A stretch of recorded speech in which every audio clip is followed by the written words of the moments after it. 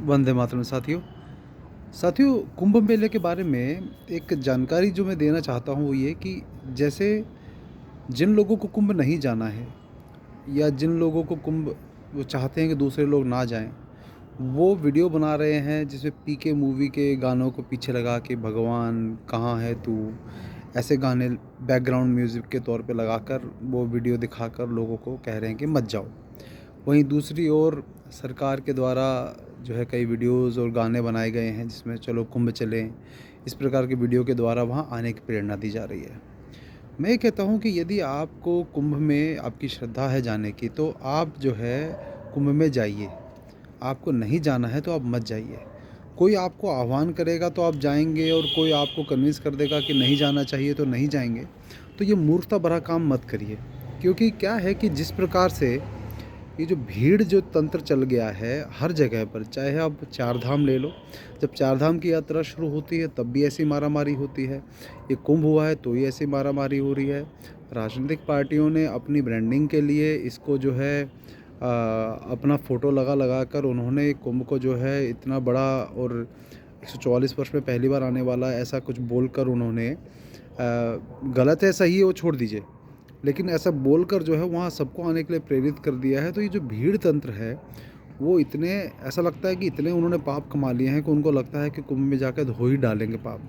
क्योंकि किसी को ये पता ही नहीं है कि पाप धोने के लिए जाया जाता है। इसका मजाक बहुत उड़ाया जाता है कि जाओ और पाप धो लो वहाँ पर। हालांकि जब क्रिश्चियनिटी में चर्च में जाकर आप कन्फेशन करके अपने पाप धो लेते हो उस बारे में कोई कुछ नहीं कहता कि वहाँ पर जाके आप कन्फेशन कर लो आपके पाप धुल जाते हैं। तो हमारे यहाँ पर क्या है कि पाप जाके धो लीजिए, उसके बाद दोबारा आगे नहीं करने हैं। ये होता है तब जाके इसका लाभ मिलता है, अन्यथा ऐसा नहीं कि हर साल पाप करो और हर साल जाकर आप गंगा जी नहा लो या नहा लो और आपके पाप धुल जाएंगे। तो ये जो भीड़ तंत्र हो गया है जिस प्रकार से, इस प्रकार के भीड़ तंत्र में करोड़ों लोग जब एक जगह पर जाएंगे तो वहाँ परेशानी होनी है। आप ये उम्मीद करके मत जाइए। जैसे आप केदारनाथ यदि जाते हैं या आप वैष्णो देवी जाते हैं, आप कहीं भी जाते हैं, तो वहाँ पर आपको कम से कम 18 किलोमीटर केदारनाथ में पहाड़ों पे चढ़ाई चढ़नी पड़ती है, दुर्गम रास्तों में। वैष्णो देवी में लगभग 12 से 14 किलोमीटर आपको चलना पड़ता है एक तरफ। आप वहाँ जाते हैं ये सोच करके चलना ही पड़ेगा। आपके पास साधन और भी उपलब्ध हो सकते हैं लेकिन फिर भी आप चलते हैं। ठीक वैसे यदि यहाँ जा रहे हैं आप और आप ये समझदारी दिखाइए कि मुख्य स्नान के समय जाने के बजाय सामान्य दिनों में जाइए। सामान्य दिनों में जाकर वहाँ पर आप पैदल चलने का मन बना कर जाइए कि चलना ही पड़ेगा। क्योंकि आप ये सोचें कि इतनी करोड़ों लोग जो हैं कुछ हेक्टेयर के एरिया में जो है आकर समा जाए, वहाँ असुविधा ना हो, ऐसा नहीं होने वाला है। और यदि आपको इन असुविधाओं का बिल्कुल अब लगता है बुरा हाल होने वाला तो मत जाइए।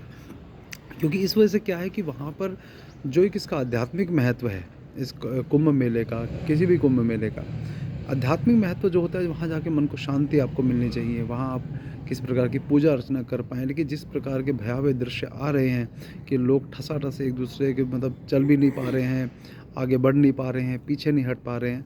अगर आपको लगता है कि इस प्रकार के अगर वहाँ पर व्यवस्था में जाकर आप शांति आपको मिल पाएगी मन की, तो ऐसा तो नहीं होने वाला। हाँ, एक पर्यटक के तौर पे वहाँ जाइए क्योंकि वहाँ पर लोग जिस प्रकार से उनकी जो प्राथमिकताएँ हो गई हैं कि वो किसी लड़की का चेहरा सुंदर दिख गया तो उसी को प्रचारित कर दिया गया। किसी को किसी ने साध्वी का स्वरूप धारण कर लिया, उसके चेहरे पे के ही गुणगान करने शुरू हो गए। यहाँ पर 15,000 से लेके 20,000 रुपये तक के टेंट बना दिए गए हैं। तो वीआईपी कल्चर और ये सब जो कल्चर, तो ये कुंभ का जो मूल जो वास्तविक जो स्वरूप है वो ख़त्म हो गया है। यहाँ पर अभी जिस प्रकार का भीड़ तंत्र है उस भीड़ तंत्र से बचने के लिए अपने विवेक का प्रयोग करिए। मुख्य स्नान के बजाय आप पूरे कुंभ के समय जब भी आप जाएंगे आपको आपको उसका फल मिलेगा। जाना है तो आप ज़रूर जाइए, नहीं जाना है तो किसी को भी जाने या ना जाने के लिए प्रेरित आपको आपको मत करने दीजिए। क्योंकि यह केवल एक व्यक्तिगत विषय है आपका, जिसमें आप वहाँ जाकर क्या प्राप्त करना चाहते हैं। वहाँ जाकर आप फ़ोटो खींचने जा रहे हैं, पिकनिक मनाने जा रहे हैं, या फिर चलो देखते हैं कुंभ है तो क्या है वहाँ पर, इस उद्देश्य से जा रहे हैं।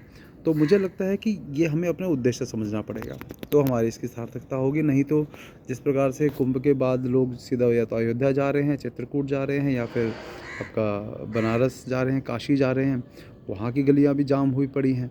तो ये किसी जगह का आनंद लेने का तरीका नहीं। आपको यदि जाना है ऐसे समय जाइए जहाँ पर थोड़ा-सा कम भीड़ हो, कम रश हो। इस प्रकार से आप जाइए और जा रहे हैं तो कहीं भी स्नान करने का प्रयास कर लीजिए जो वहाँ पर घाट है। तो मुझे लगता है कि इस समय बचना पड़ेगा क्योंकि मन की शांति के लिए हमें वहाँ जाना है, अशांति के लिए नहीं जाना है। और अभी जो कुछ लोगों की मृत्यु हो गई है भगदड़ के कारण, अब जो है वो कोस रहे हैं कि अब गए थे हम तीर्थ करने, वहाँ मृत्यु हो गई। तो ये सब बातें बड़ी आध्यात्मिकता का विषय हैं। इन विषयों को इस प्रकार से अपनी सीमित बुद्धि के साथ इसका एनालिसिस विश्लेषण कर कर उसको गलत कर देना या सही ठहरा देना वो गलत है।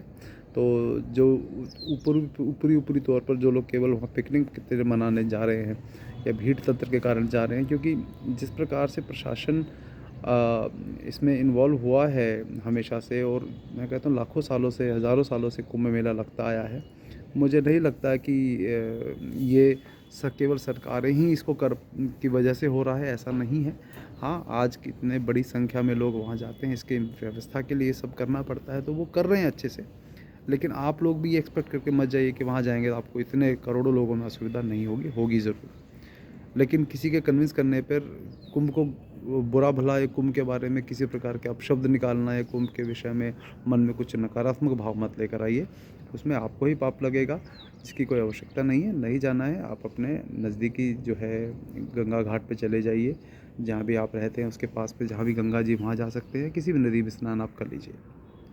तो इतने मैं कहना चाहता हूँ, बाकी अपने विवेक का प्रयोग करिए। वंदे मातरम।